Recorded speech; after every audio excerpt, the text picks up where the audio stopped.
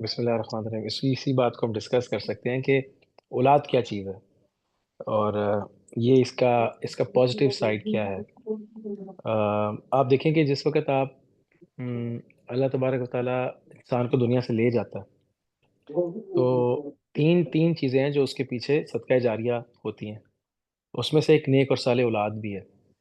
اور اللہ تعالیٰ نے پہلے آدم کو تو اپنے ہاتھ سے بنایا، مٹی سے، لیکن باقی سب کو ذریعے سے، پانی کے قطرے سے. تو نوٹ کریں، مطلب وہ پانی کا قطرہ کتنا حقیر سا ہوتا ہے. اگر آپ دیکھیں کہ اگر آپ، اللہ تعالیٰ فرماتے ہیں کہ وہ جو پانی کا قطرہ جو تم ٹپکاتے ہو، وہ ماں کے رحم کے اندر جو ہے، اس سے تم انسان بناتے ہو کہ میں انسان بناتا ہوں. اور ایک صحابی لٹرلی جس وقت وہ اپنی وائف کی ڈلیوری کے بعد نبی صلی اللہ علیہ وسلم کے پاس ہے اور کہنے لگے کہ یا رسول اللہ، میں تو میری وائف اب میرے قابل ہی نہیں رہی بچے کی ڈلیوری کے بعد. مطلب وہ خاتون کے اوپر وہ کتنا ٹف ٹائم ہوتا ہے جس وقت وہ بچے کی ڈلیوری ہوتی ہے، اس کا سارا جسم مطلب اوپر نیچے ہو جاتا ہے. تو کیسی اللہ تعالیٰ کی قدرت ہے کہ وہ میں اور آپ، مجھے اور آپ کو لگتا ہے کہ یہ میں اور آپ کرنے والے ہیں، اور در حقیقت کرنے والا کوئی اور ہے. جیسے میرے دوست ہیں، ان کے ہاں، میرے دوست کے ہاں بیٹا ہوا. تو السلام علیکم، ویری گڈ. تو وعلیکم السلام. کیسے جی، آپ ویری خیریت ہے؟ Very good very good. تو کیا ہوا کہ دوست کے ہاں بیٹا ہوا، تو وہ اس نے اپنی سٹوری مجھ سے شیئر کی. کہتا ہے کہ میں ایک بچہ تھا، میں نے دیکھا کہ وہ آسمان سے اتر رہا ہے. کوئی ایک بچہ تھا، مطلب ایک نا ایسے اس کو لگ رہا ہے کہ کوئی بچہ آ رہا ہے آسمان میں. میں دیکھ رہا ہوں یہ بچہ کون ہے، اور پھر ایک دم وہ میری جھولی میں آ کے گر گیا. اور جیسے ہی وہ میری جھولی میں آ کے گرا ہے، تو میری اور میری وائف کی جھولی میں آ کے گر گیا، تو ایک دم ہمیں اس سے بہت پیار ہونا شروع ہو گیا. تو پہلے میں سوچ رہا تھا کہ یہ کیا، پھر کہتا ہے کہ اس کے بعد پھر اللہ نے اس کو اولاد سے نوازا. تو نہ وہ کیفیت پہلے تھی اس بات سے پہلے، اور وہ کیفیت تبھی آئی جس وقت اللہ نے اس انسان کا رزق، اس کی افیکشن اس کے ماں باپ میں ڈالی. اس کے اندر ایسے باپ ڈالی، اور اس کی بیگم میں ایسے ماں ڈالی. تو اس کے اندر وہ باپ پہلے تھا ہی نہیں تھا حقیقت، وہ ایک عام آدمی تھا. اور اس کے اندر وہ ماں بھی نہیں تھی، وہ ایک عام عورت تھی. لیکن جب اولاد آئی تو اللہ نے ان کا درجہ بڑھا دیا، ان کو ماں اور باپ بنا دیا. اچھا، اب ماں اور باپ جب اولاد کو بڑا کرتے ہیں، تو ان کو جب اولاد بڑی ہو جائے، تو ان کی امیدیں ہوتی ہیں کہ بچہ ان کا فرما بردار ہو. اور کیونکہ بچے کو وہ ماں تربیت دیتی ہے، اپنے جسم کا حصہ اس کا ہوتا ہے، اور باپ اس کے لیے روزگار تلاش کرتا ہے، اپنا خون جلا کے یہ لوگ بچے کو بڑا کرتے ہیں. اب امیجن کریں کہ وہ بچہ جو ہے، لیٹ سے ماں باپ کی بات نہیں مانتا. تو اللہ تبارک تعالیٰ نے اتنا کلاسیکل وے میں قرآن میں اس کو ایکسپلین کیا ہے کہ اگر آپ کا بچہ آپ کی بات نہیں مانے تو آپ کو کیسا لگے گا. مطلب جو ماں باپ سے ریلیٹڈ جو آیتیں ہیں، کہ جب انسان 40 سال تک پہنچتا ہے. اب میرے ذہن سے نکل گیا، کہ کس قرآن کی آیت میں ہے کہ جب انسان 40 سال تک پہنچتا ہے، تو 40 سال تک پہنچ کے وہ دعا کرتا ہے کہ یا اللہ میری اولاد کو نیک بنا. ایک یہ دعا کرتا ہے. نمبر 2 کہتا ہے کہ یا اللہ میرے والدین کی زندگی کر، کیونکہ میرے والدین نے مجھ پہ رحم کیا، اور میرے والدین مجھے یہاں تک لے کے آئے. اب اس میں دونوں پہلوؤں میں ایک بڑا پیارا لیسن ہے. ایک یہ کہ جب وہ خود 40 تک پہنچتا ہے، تو وہ شکر گزار ہوتا ہے اپنے پیرنٹس کا، کہ ان کی محنت سے ان کا حصہ ہے میری لائف میں.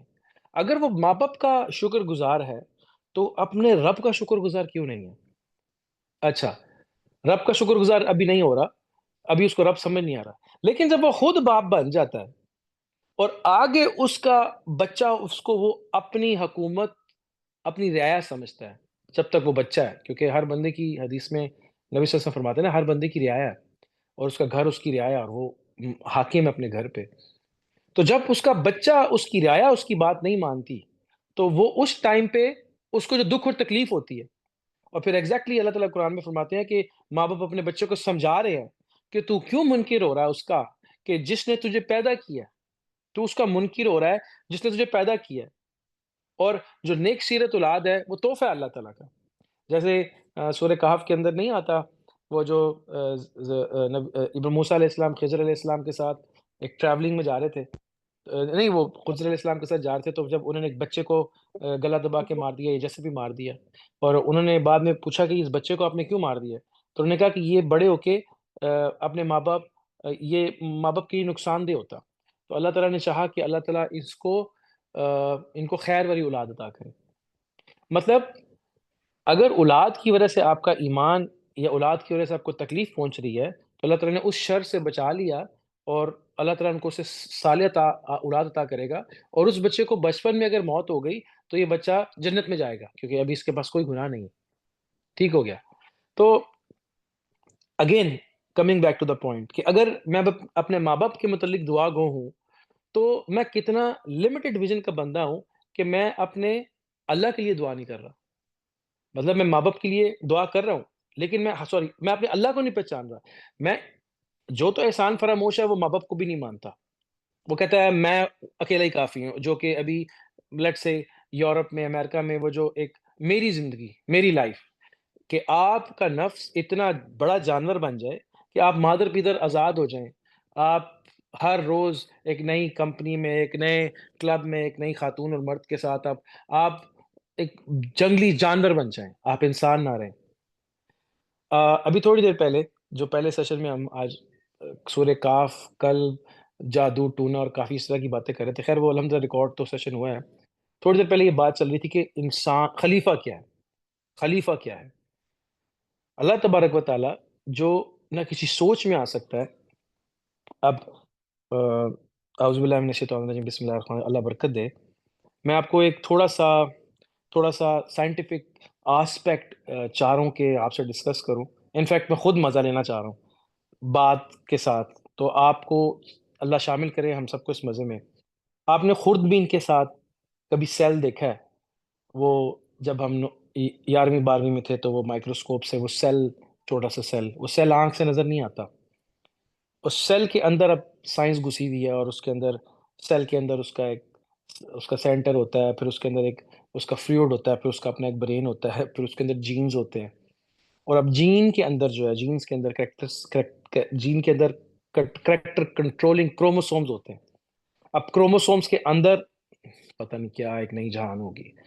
کروموسوم یا جین اس سیل کے لیے اتنا ہی چھوٹا ہے جتنا میں زمین کے لیے چھوٹا ہوں، اور یہ سیل میری آنکھ کے لیے اتنا ہی چھوٹا ہے، مطلب جیسے یہ زمین پورے سولر سسٹم کے نیچے چھوٹی ہے۔ اب اس سیل کے سامنے میں ایسے ہوں جیسے زمین سورج کے سامنے ہے، مطلب اگر کتنے کروڑ سیل چھوٹے چھوٹے بنے تو ایک انسان بنتا ہے۔ اوکے، اب کتنے انسان اویلیبل ہیں پلانٹ ارتھ؟ اور پھر 9 یا 8 سیارے تو ہمیں پتہ ہے کہ سورج کے گرد گھوم رہے ہیں۔ اچھا، ارسپیکٹو آف دا فیکٹ کہ زمین سینٹر میں ہے، سورج سینٹر میں ہے، فلیٹ ہے، سیدھی ہے، لیکن نظر آ رہا ہمیں۔ تو جب اس سیل کے مقابلے میں جو ہمیں نظر آ رہا ہے، جو ہم دیکھ رہے ہیں، ہم بیکٹیریا دیکھ رہے ہیں، جو بیکٹیریا ہم دیکھ رہے ہیں مائکروسکوپ کے اندر، اس بیکٹیریا کے اندر سیلز ہیں۔ اب وہ سیل کبھی سوچ سکتا ہے کہ کتنی زیادہ بڑی دنیا ہوگی؟ وہ نہیں سوچ سکتا، وہ صرف اس باڈی کے اندر ہی ہے، اور باڈی کے اندر جو ہمارے پاس جو بلڈ سیلز ہیں، ان کے اندر باقاعدہ آکسیجن بیٹھ کے ایک ایک جگہ پہ جا کے اس خون کو پاس آن کرتی ہے، پھر وہاں سے گندا خون لے کے آتی ہے، ڈی آکسیجنیٹڈ بلڈ، اور پھر وہ لا کے دل میں گندا خون جو ہے اس کو پھر ریپلیس کیا جاتا ہے، جو سانس کے تھرو جب نئی آکسیجن آتی ہے، اور پھر یہ بلڈ سیلز اتنی ڈیٹیل میں، جیسے گھوڑوں کی سیڈل ہوتی ہے نا، جو گھوڑے کی پشت ہوتی ہے، جو کاٹھی جسے ہم کہتے ہیں، کرسی، ایسے وہ بلڈ سیل کی شیپ ہوتی ہے، وہ ایسے آکسیجن کو لے کے ایک ایک مسل اور ایک ایک سیل کے پاس جاتا ہے، وہ جو اتنا سا بلڈ سیل چھوٹا سا ہوتا ہے۔ اب وہ بلڈ سیل کبھی سوچ سکتا ہے کہ یہ کتنا بڑا انسان ہے، اور ہم اپنے آپ کو دیکھتے ہیں، ہمیں تو نارمل لگ رہا ہوتا ہے، لیکن میرے مقابلے میں وہ بلڈ سیل کچھ بھی نہیں ہے۔ اب ایک پلانٹ کے اندر اگر آپ چلیں جائیں تو آج کل یوٹیوب پہ بڑے آرام سے ملتا ہے کہ ایک پلانٹ کے اندر کتنے سیلز ہیں، تو آپ دکھاتے ہیں وہ سیل کے اوپر کچھ سینسرز لگے ہوئے ہیں جو کہ سورج سے فوٹونز لے رہے ہیں، وہ سیل جب سورج سے روشنی لیتا ہے تو ادھر फोटोसिंथेसिस का एक मैजिकल प्रोसेस होता है, वहाँ से फिर ऑक्सीजन बनती है और फिर वो सारा प्रोसेस चलता है। अब वो सेल एक पत्ते के अंदर कभी सोच सकता है कि कितने सेल होंगे उस पत्ते के अंदर? पूरा जहान होगा, एक शहर होगा, एक मुल्क होगा और एक सब एक पत्ता है। और कितने पत्ते हैं दरख्तों के ऊपर? और फिर कितने दरख्त हैं? कोई आज की डेट में काउंट कर सकता है कि कितने पत्ते हैं? या कोई आज की डेट में काउंट कर सकता है कितने सेल्स हैं? या कोई आज की डेट में काउंट कर सकता है कि कितने एटम्स हैं एक मिट्टी के ज़र्रे के अंदर? और वो जो एक अकेला, अभी तो हमने सेल्स की बात की जो एक टाइप 1 थी जो ह्यूमन्स में है। अब जो जो ज़मीन और ठोस मादा है, मतलब एक जानदार है और एक एक लिविंग एंड नॉन लिविंग। बहरहाल दोनों अल्लाह के नज़दीक ज़िंदा ही हैं, लेकिन लिविंग की बेस जो है वो सेल है, और नॉन लिविंग जिसको हम पत्थर कहते हैं अपनी ज़बान में, वो मॉलिक्यूल्स हैं, एटम्स मॉलिक्यूल्स। अब वो एटम मॉलिक्यूल्स भी एक्चुअली एक हयात है, वो भी एक हयात है, अल्लाह के नज़दीक, जिसको जो रूह जमादी से है। तो अब ये जो एटम्स मिलके कितने, एक सेल, एक मिट्टी के ज़र्रे में कितने सेल्स हैं?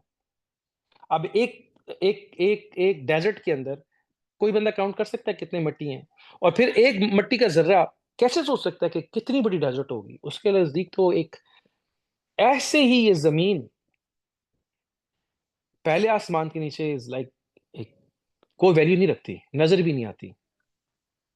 और हैरानगी की बात है कि मिलियन, बिलियन कहकशाएँ हैं पहले आसमान के नीचे। और पहला आसमान जो है वो दूसरे के नीचे एक अंगूठी जैसा है। जैसे एक डेज़र्ट के अंदर अंगूठी रख दी जाए। दूसरा आसमान, और हर आसमान के अपने-अपने फरिश्ते हैं। फिर दूसरा आसमान, तीसरे आसमान के नीचे एक अंगूठी की तरह। अब ये कैसे है, आपकी दिमाग यहाँ पे आके आपको हेल्प करना छोड़ देगा। अब हम बात पहले एक तरफ हमने सेल से स्टार्ट की और एक तरफ हमने एटम से स्टार्ट की है। फिर हम मिट्टी के ज़र्रे और पत्ता और इंसान की बॉडी पे आए। फिर उसके बाद हम प्लैनेट अर्थ पे आए, फिर सोलर सिस्टम पे आए और फिर हम पहले आसमान पे आए। अब पहला आसमान दूसरे के नीचे एक डॉट की तरह, दूसरा तीसरे के नीचे डॉट की तरह, तीसरा चौथे के नीचे डॉट की तरह, ऐसे 7 आसमान हैं। सिदरतुल मुंतहा छठे आसमान से 7वें आसमान तक एक दरख्त जाता है। ये सब कुछ अर्श के नीचे एक डॉट की तरह है। अर्श के ऊपर क्या जहान है? It's like infinity into infinity into infinity into infinity. ये मेजरमेंट में नहीं आएगा। ये तफसीर है अल्लाह अकबर की, कि वो सबसे बड़ा है। बड़ाई की डायमेंशन मेरे नज़दीक height, width, length and breadth है। लेकिन यहाँ पे जो अभी मैं आपसे बात कर रहा था, ये जो पूरी स्टोरी आपको सुनाई है, इसको हमने कोरिलेट करना था। मैं अभी जहाँ से आपको लेके जा रहा हूँ कि खिलाफत क्या है और अल्लाह की ज़ात क्या है, हमारे इस छोटी-सी अकल के मुताबिक। ये एक छोटी-सी एक्सप्लेनेशन है अल्लाह अकबर की। और अर्श से ऊपर का जो जहान है, वो लामकान है, मतलब कुर्सी, और कुर्सी से ऊपर नो वन नोज़। नीचे ये डायमेंशंस कैसे फिट होती हैं, ये अकल में नहीं आता। ना ये पहले किलोमीटर्स, माइल्स, लाइट ईयर्स, फिर स्काई ईयर्स और पता नहीं क्या-क्या। अभी अभी की इंसान की अकल तो कहीं अभी मतलब अपने सोलर सिस्टम में ही घूम रही है, या दूरबीन से बाहर देख लेते हैं। तो ये अल्लाह अकबर कहना और उसकी ज़ात को इस लफ़्ज़ में समेटना कि अल्लाह ताला, अल्लाह अकबर का मतलब है कि अल्लाह सबसे बड़ा नहीं। अल्लाह अकबर का मतलब है कि वो पाक है इस पैमाइश से, लेंथ, विड्थ एंड ब्रेडथ से। वो मेरी अकल में नहीं आ सकता, ये है अल्लाह अकबर। वो मेरी अकल में नहीं आ सकता, ये है अल्लाह अकबर।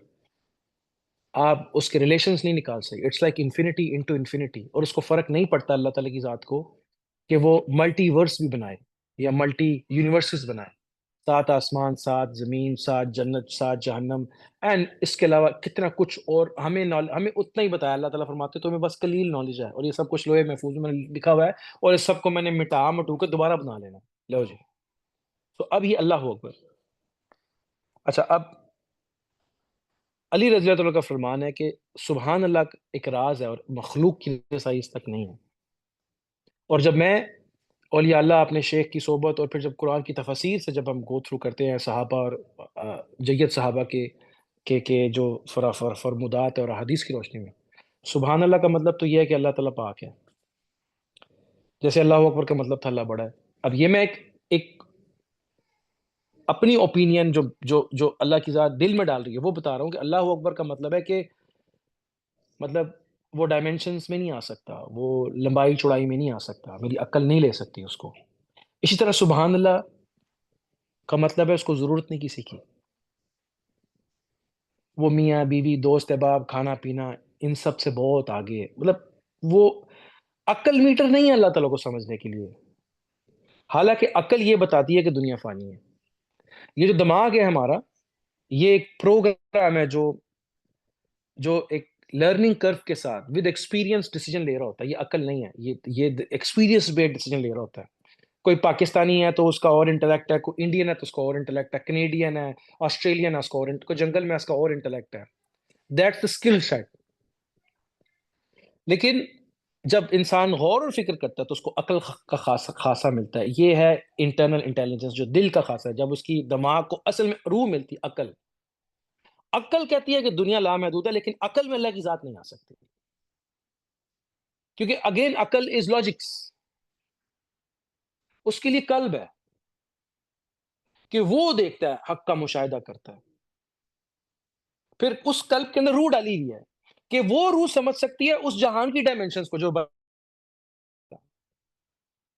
اور پھر جب انسان قرب اللہ کے قرب تک پہنچتا ہے تو تبھی خاموش ہو جاتا ہے وہ بہت سی باتیں صرف صبر کے ساتھ، عاجزی کے ساتھ، محبت کی باتوں کے ساتھ، شعر و شاعری کے ساتھ بتا سکتا ہے، وہ ویسے نہیں بتا سکتا آپ کو۔ اب آپ کسی یہ جو بھی میں آپ کو cell, atom, molecule, solar system, پتے بتا رہا ہوں، آپ کسی جس بندے نے سائنس نہیں پڑھی اس کو بتائیں گے تو یار کہڑے میں وقت چپاتے ہی۔ تو سبحان اللہ کا مطلب کیا ہے کہ محتاج ہیں، ایک ایک چیز اس کی محتاج، وہ کسی کا محتاج نہیں، اور وہ کیا شان ہے وہ عقل نہیں لے سکتی، وہ ایک درجہ ہے جس سے جو جو جہاں پہ عقل نہیں جا سکتی۔ اچھا پھر الحمدللہ کیا ہے؟ تعریف اور شکر کٹھا ہے،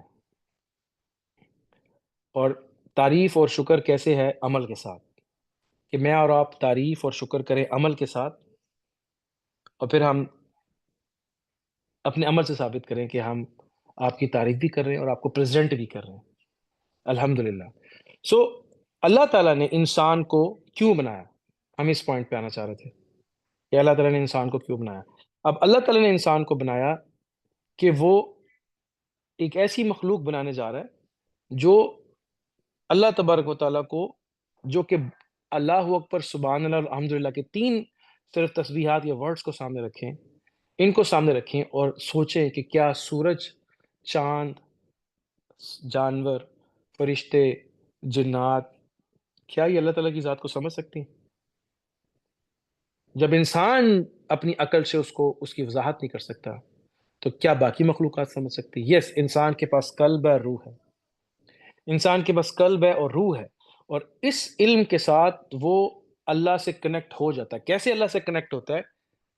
ہمارا قرآن ہمارا ساتھی ہے قلب کا، قرآن قارئین سے بھی ہو سکتا ہے اور قرآن قرات سے بھی ہے، جس کو پڑھا جائے گا جو ساتھی ہو، قرآن ساتھی ہے ہمارا قلب کا، اور جیسے شیطان ساتھی ہے نفس کا، لیکن نفس جڑا ہوا قلب کے ساتھ، تو قلب کا ساتھی ہے قرآن۔ قرآن جب قلب پہ اترتا ہے تو اس کو عقل عطا ہوتی ہے، اور اس کا دھیان اللہ کی طرف، مطلب یہ اللہ کی باتیں ہیں تو معرفت الہی ہے۔ قلب کا دھیان جب اللہ کی طرف ہوتا ہے تو یہ زندہ ہو جاتا ہے، اور ہم جو دل کا ذکر کرتے ہیں وہ اس کو زندہ کرنے کے لیے کرتے ہیں۔ پھر اس قرآن کی ایک روح ہے جو آپ کی روح کے ساتھ سنک ہوتی ہے، آپ کی روح بھی اللہ کی طرف سے اور قرآن کی روح بھی اللہ کی طرف سے، وہ اللہ کا کلام ہے، تو یہ آپس میں سنک ہوتے ہیں، تو وہاں پہ دین کی حکمتیں، دین کی سمجھ انسان کو آتی۔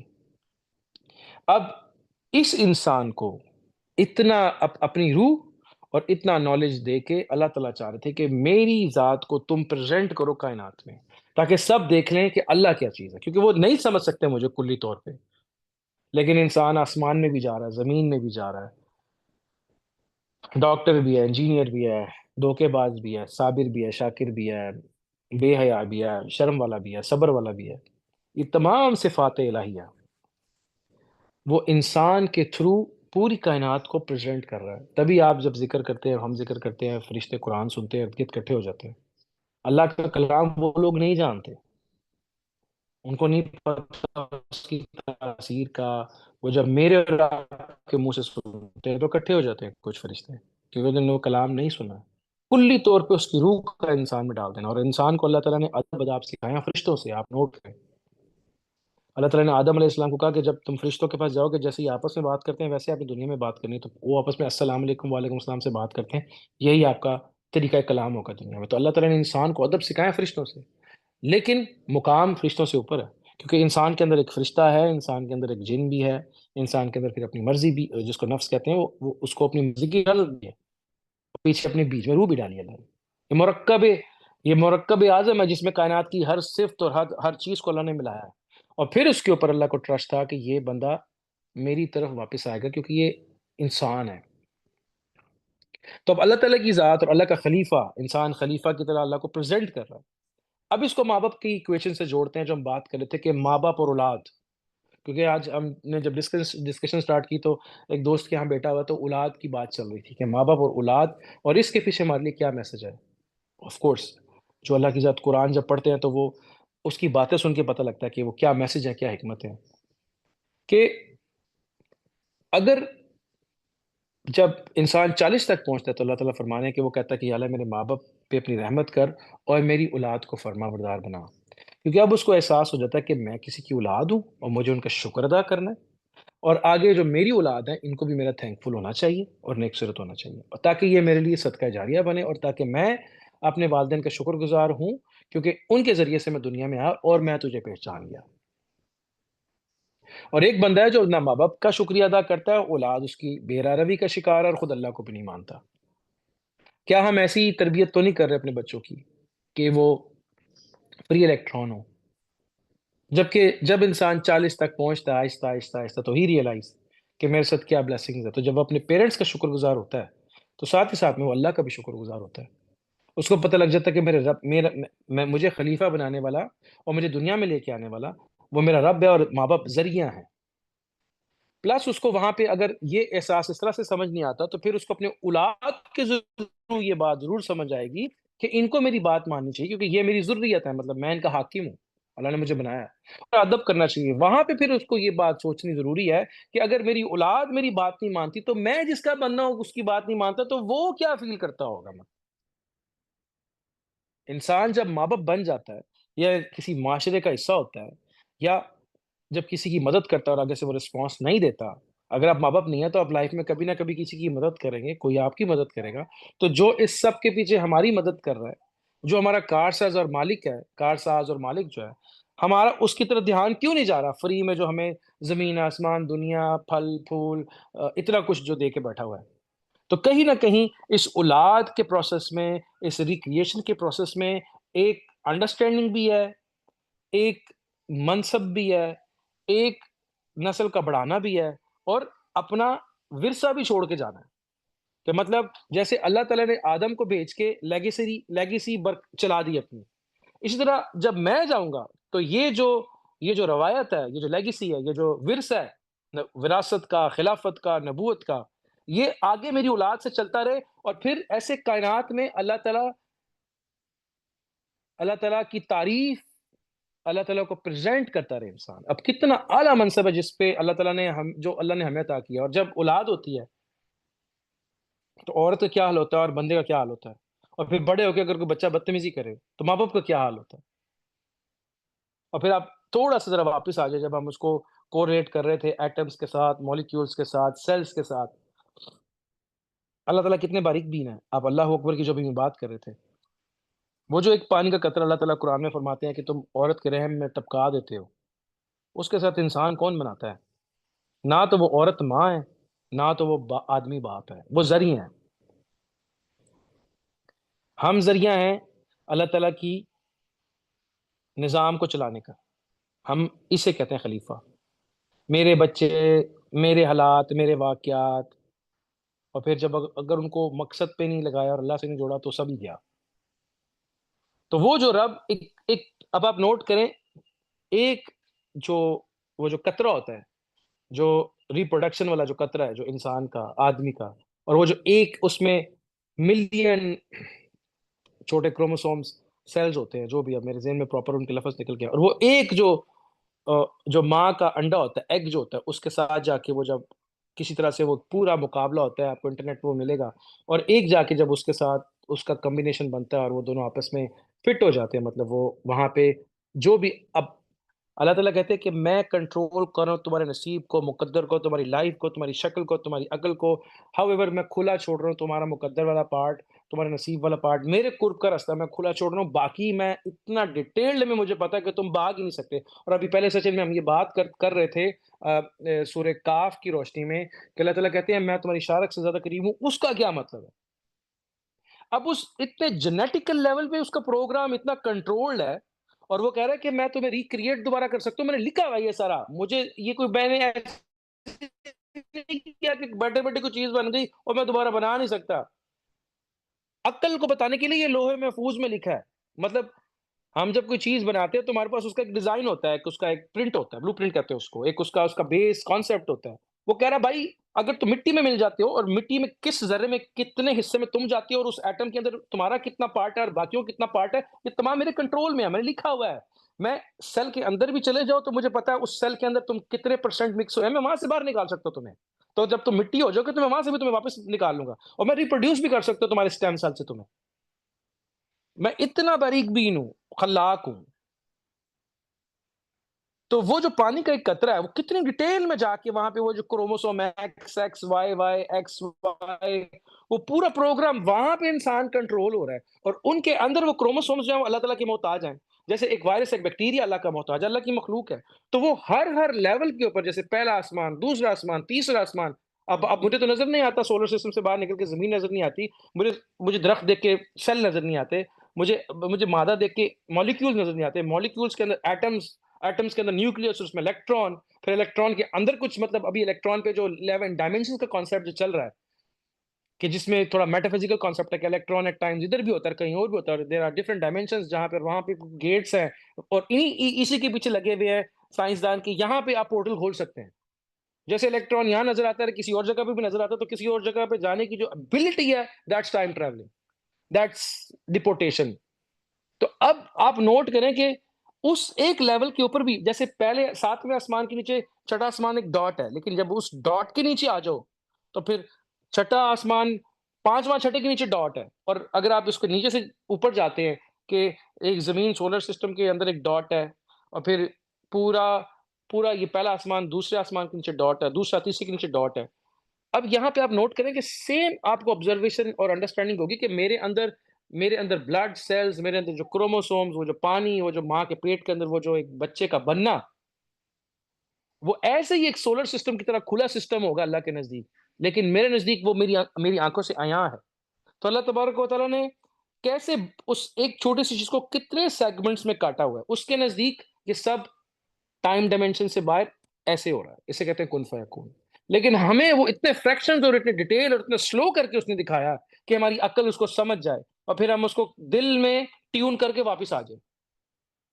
اب یہاں پہ کانسیپٹ آتا ہے 6 دنوں کا, جو اللہ نے قرآن میں فرمایا کہ 6 دن ہے جس میں نے سب کچھ بنایا, تو کیا وہ ہمارے دن ہے؟ اللہ تعالیٰ کے پاس تو سورج چاند ستارے کے حساب سے دن ہوتا نہیں, ہمارا تو دن سولر سسٹم کے حساب سے ہے. تو اللہ تعالیٰ کا ٹائم کہ اللہ تعالیٰ کہتے ہیں تمہارا ایک دن میرے 50 کے برابر ہے, اور وہ بھی سمجھانے کے لیے. یوم کا مطلب ڈفرنٹ پہر بھی تو ہو سکتے ہیں, ڈفرنٹ فریکوینسیز ہو سکتی ہیں, ڈفرنٹ ڈائمینشنز ہو سکتی ہیں, ڈفرنٹ ٹائم زون ہو سکتے ہیں, یا ڈفرنٹ جہان ہو سکتے ہیں. 6 یوم میں نے یہ سب کچھ بنا دیا, اور پھر اتنی ڈیٹیل میں بنایا, اور پھر ایسے ہی پہلا نفخہ سور پھونکا جائے گا, پھر اس کے بعد ایک ٹائم ہوگا دوسرا سور پھونکا جائے گا. لیکن اللہ کے نزدیک اٹس لائک کن فیکون. پر اس کو مجھے اور آپ کو دکھانے کے لیے اس نے اتنی ڈیٹیل میں جا کے سب کو کھول کے مجھے آپ کو دکھا رہا ہے. ہم کہیں اس ڈیٹیل کی مڈل میں ہیں, میرے آگے بھی اتنی ڈیٹیل ہے اور میرے پیچھے بھی اتنی ڈیٹیل ہے. جہاں پہ ابھی ہم بات کر رہے تھے کہ اللہ اکبر سبحان اللہ الحمدللہ کیا چیز ہے, اور پھر اللہ کی اسم سے اللہ کو یاد کرنا, اس سے بڑھ کر کوئی ذکر نہیں. خیر, کمنگ ٹو دا پوائنٹ, کہ جو اتنی ڈیٹیل میں مجھے آپ کو بنا رہا ہے, پھر اس کے بعد مجھے اور آپ کو والدین بنا دیتا ہے. جب بچے خدا نخواستہ نئی بات مانتے تو آپ کو پتہ لگتا ہے کہ کیا ہوا میرے ساتھ. شاید یہ اسی لیے ہے کہ میں نے بھی تمہیں بنایا اور تم میری بات نہیں مان رہے، اور یہ نبی بھی تمہارے باپ کی طرح ہی ہے، روحانی استاد ہے تمہارا، روحانی باپ ہے کہ تمہارے صلی اللہ علیہ وسلم، تم ماں باپ کی تو سن رہے ہو، ان کو نہیں سن رہے، وہ تمہارے روحانی والد کی طرح ہے، نبی، علماء، انبیاء، اولیاء، ائمہ، مرشدین، شیوخ تمہارے روحانی استاد کی طرح، استاد والد کی طرح ہوتا ہے، تو آپ اس کی بات نہیں مان رہے، آپ پیرنٹس کی بات نہیں مان رہے، اچھا ٹھیک ہے، ابھی بھی تمہیں سمجھ نہیں آ رہی تو تم اپنے بچوں سے دیکھ لو، اگر وہ تمہاری بات نہیں مانتے تو ہاؤ وڈ یو فیل؟ اچھا، اگر تمہیں یہ بات سمجھ نہیں آتی تو تم پھر ایک جانور گھر میں پال لو، تم گھر میں جانور پال لو، اور تم گھر میں جانور پالو یا تم کسی کا ڈیلنگ کرو، اور اگر تمہیں اکولی رسپانس نہ کرے تو ہاؤ وڈ یو فیل بھائی؟ اکثر لوگ کہتے ہیں یار جانور بڑا وفادار ہوتا ہے، وہ بڑا دکھ ہوتا ہے میرا جانور میری بات نہیں مانتا، تو جانور اور جانور بات مانتے ہیں بائی دا وے، اس کے پاس ابیلٹی نہیں ہے کہ وہ بات نہ مانے، تو اگر میں اپنے رب کی بات نہیں مانتا تو اس کے احساس میں کبھی جب میری اولاد میری بات نہیں مانتی تو شاید کہ انسان سمجھے گا، در حقیقت ہر اینگل سے ماں بنا کے، باپ بنا کے، دن میں رات میں کھلا کے پلا کے، اچھے حالات میں برے حالات میں، کامیابی میں ناکامی میں، وہ کسی بھی صورت میں چاہتا ہے کہ یہ بس سمجھ جائے کہ یار یہ دنیا عارضی ہے لیکن اصل میں ہی ہوں، میری طرف واپس آئے، اور پھر ہم بیٹھ کے اپنا آرام سے یار ملی جو ہے نا، ہم لوگ، میں اس کو دکھاؤں کہ میں کیا ہوں، پہلے اپنے آپ کو اس قابل تو کر کہ تو سمجھ پائے کہ ہاں میں کوئی چیز ہوں، جب تو یہ سمجھ جائے کہ ہاں میں کوئی چیز ہوں تو پھر تجھے میں بتاؤں گا کہ میں کیا چیز ہوں، تو پھر تو اسی لیے پہلے اپنے اندر ابیلٹی ڈیولپ کر، اینڈ یہی وہ ڈیل تھی کہ میں تمہیں اپنے آپ کو پریزنٹ کرنے کے لیے، پوری کائنات کو اپنی تعریف کے لیے بنایا، اور تم کو اپنے آپ کو پریزنٹ کرنے کے لیے بنایا، اب تم وہاں جاؤ اور اپنی مرضی چھوڑ کے میری بات مانو، تو یہ ہے تمہاری عظمت، تو اللہ تعالیٰ کرے کہ ہم لوگ، اللہ تعالیٰ کی ذات مجھے، آپ کو، ہمارے ماں باپ، بہن بھائی، بیوی بچے، دوست احباب، حاضرین غائبین، جن انسان جتنے بھی ہیں، ہم سب کو یہ توفیق عطا فرمائے کہ ہم لوگ سمجھ سکیں زندگی کے مقصد کو، اللہ اور اس کے رسول اور جو اللہ والے ہیں، وہ جو آوازیں لگا رہے ہیں کہ یہ تھوڑی سی زندگی ہے، دائمی زندگی نہیں ہے، اس میں دل نہ لگاؤ، اس میں اپنی ڈیوٹی پوری کرو، اور یہ سب کچھ تمہارے پاس امانتیں ہیں، اگر امانت کو مشن رب کی معرفت استعمال کرنے کے لیے تم استعمال کرتے ہو تو یہ برکت ہو جائے گی، یہ فضیلت ہو جائے گی، یہ صحیح استعمال ہو جائے گا، لیکن اگر اس کو تم نے ضائع کر دیا، ایسے نہیں فرمایا کہ فضول خرچ شیطان کا بھائی ہے، وسائل دیے تھے میرے قرب تک پہنچنے کے لیے، وسائل اس لیے نہیں دیے تھے کہ تم اپنے پروگرام میں اس کو لگا دو، اپنی یاشیوں میں لگا دو، اور اس کا مطلب یہ نہیں کہ آپ استعمال نہ کریں، اور اللہ تعالیٰ کو صرف غربت پسند ہے، نہیں، اسراف نہ کریں، اور استعمال کریں، شکر کریں، اور مساکین اور غربا کا بھی خیال رکھیں، اور کسی کا دل نہ دکھ جائے کہ جو آپ کے ساتھ غریب رہتا ہے، سب کا خیال رکھیں، غریب کو صبر کرنا ہے اور آپ کو عاجزی کرنی ہے، اس کو بھی عاجزی کرنی ہے، اس کے پاس بانٹنے کے لیے نہیں ہے، اس کو آپ کے پاس بانٹنے کے لیے، اور یہ ایک حدیث ہے کہ اللہ تعالیٰ 500 سال پہلے غریبوں کو جنت میں لے جائے گا، اینڈ دین اس ٹائم پہ امیروں کو پتہ لگے گا کہ جب حشر کے میدان میں کھڑے ہوں گے ان کو پتہ لگے گا کہ ہماری دولت ہمیں کام آئی کہ نہیں آئی، لیکن ایک اور حدیث بھی ہے کہ وہ امیر جو اللہ سے محبت کرتا ہے اور دولت کو اس کے قرب کے لیے استعمال کرتا ہے، جیسے ابو بکر صدیق رضی اللہ تعالیٰ عنہ اور صحابہ کرام، وہ ان غریبوں اور فقیروں سے بھی پہلے جنت میں ہوگا، در حقیقت جو بھی اپنے آپ کو، جو بھی اپنے دل کو اللہ کی طرف لگائے گا، اس کو پاک کرے گا، اس کا دھیان اللہ کی طرف کرے گا، اس کو شک ختم ہو جائے گا، اس کے شکوک ختم ہو جائیں گے، تو یہ بندہ یہ بندہ جو ہے صادق ہو جائے گا، اور ابھی ہم ڈسکس کر رہے تھے پہلے سیشن میں قلب سلیم کے بارے میں، کہ قلب سلیم کیا ہے، اور سورہ کاف کے اندر، سورہ کاف قلب منیب کا ذکر ہے، لیکن سورہ کاف قلب سلیم کا ذکر قرآن میں آتا ہے، قلب سلیم کا ذکر، اور قلب سلیم کیا ہے؟ قلب سلیم ویسے تو اس کا مطلب ہے ثابت دل، لیکن ثابت دل کا کیا مطلب؟ کیا میرا دل کٹا ہوا ہے یا سوراخ ہے اس کے اندر؟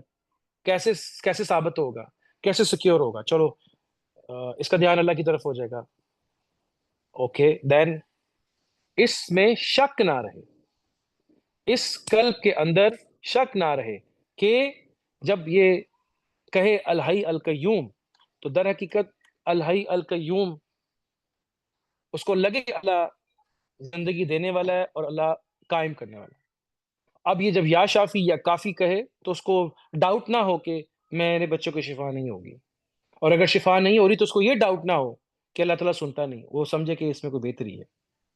یا جب وہ الرزاق ہو یا قادر ہو یا حکیم ہو پڑھے تو وہ یہ نہ سمجھے کہ اللہ کی ذات بھول گئی ہے اور مجھے حالات اور واقعات پہ چھوڑ دیا ہے. یہ ہے قلب سلیم، جس کے اوپر ابراہیم علیہ السلام کی ٹریننگ تھی. اس کو کوئی شک نہیں ہے اللہ کے اوپر. اور نبی صلی اللہ علیہ وسلم کی لائف میں جتنے واقعات ہیں، بدر کا، احد کا، خندق کا، صلح حدیبیہ کا، کہیں شک تھا؟ صرف یہ ویٹ کرتے رہے کہ میرے ساتھ چلنے والے لوگ تیار ہو جائیں، اکیلے کھڑے ہو گئے. شک ہوتا تو یہ کر پاتے؟ قلب سلیم کا مطلب کیا ہوا؟ بغیر شک کے بلیف. کیا میرا آپ کا جو شک بلیف ہے، یقین ہے، وہ بغیر شک کے ہے؟